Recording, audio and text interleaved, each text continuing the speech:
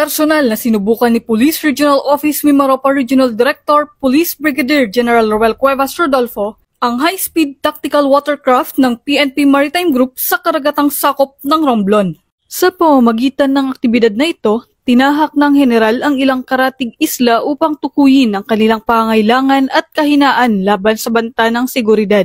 Sa kanyang hands-on test, masusing inobserbahan ni Police Brigadier General Rodolfo ang bilis, liksi at kahandaan ng HSTWC na magsilbi sa mga operasyon sa dagat.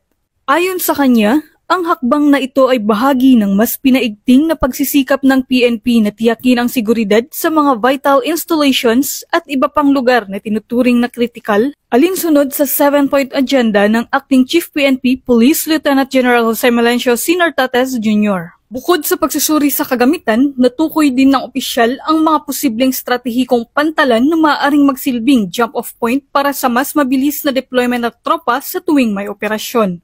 Bumisita rin siya sa mga liblib na komunidad upang personal na marinig ang hinaing at pangangailangan ng mga residente.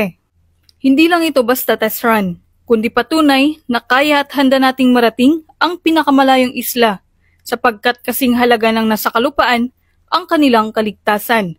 Pahayag ni Police Brigadier General Rodolfo. Dagdag pa niya, mas magiging epesyente ang serbisyo ng pulisya kung maayos na matutukoy ang tamang stratehiya sa operasyon.